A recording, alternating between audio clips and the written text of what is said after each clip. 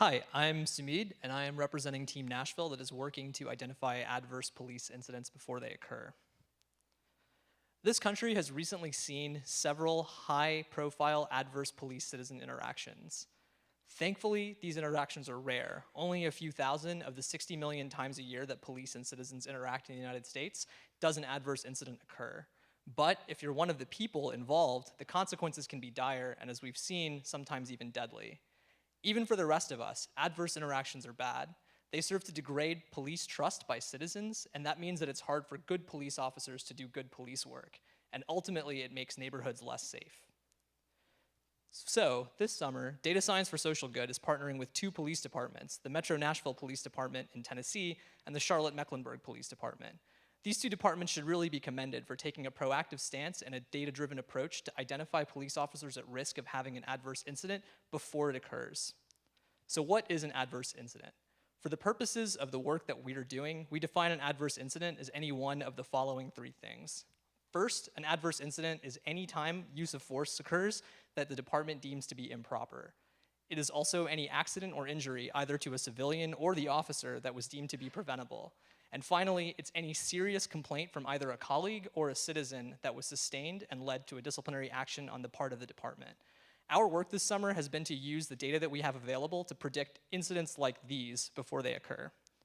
So let me describe how such a system works in practice. Here's two police officers from the Nashville Police Department. Over the course of a year, they'll do many things as police officers. They'll make arrests, make traffic stops, issue citations. They might get transferred, they might move, they might even get married or get divorced. Over the course of that 1 year, one officer will have no adverse incidents, but the other one will.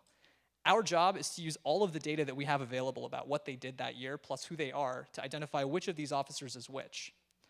We've been given data by Nashville Police Department on the officers' characteristics, their behavioral history, and their work history, including things like when they were dispatched to stressful events.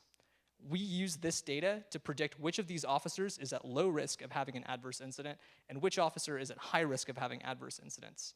The idea here is that the Metro Nashville Police Department will use these predictions to intervene on the high-risk officer and prevent that adverse incident from ever taking place. Our goal and our deliverable to Nashville Police Department is to give them a risk score for every officer in the department. This risk score is a number that goes up and down as the officers perform more police activity and we get more data. Supervisors in the Nashville Police Department can look at officers that they command and look at these risk scores to identify which officers are in need of retraining or counseling as an intervention. So let's take a look at the Nashville Police Department. This is a depiction of the 1,000 or so police officers in Metro Nashville Police Department.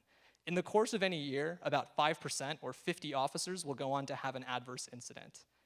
If at the beginning of a year we knew exactly which 50 officers these were, we would target those officers and those officers alone for intervention.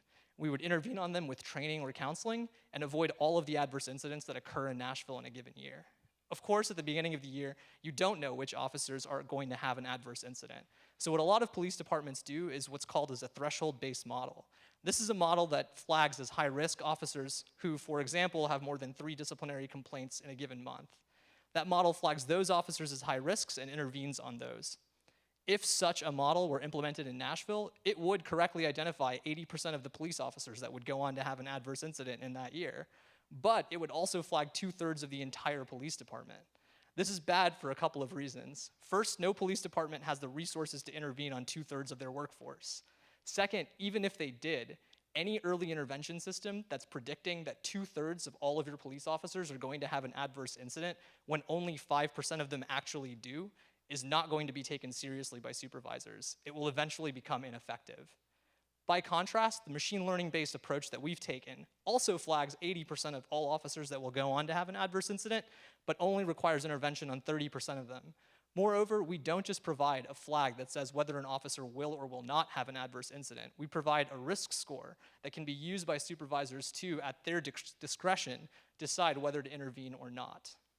By helping Metro Nashville Police Department make more targeted interventions on their officers, we give them more confidence in the interventions that they have available and help them avoid the adverse incidents from ever taking place.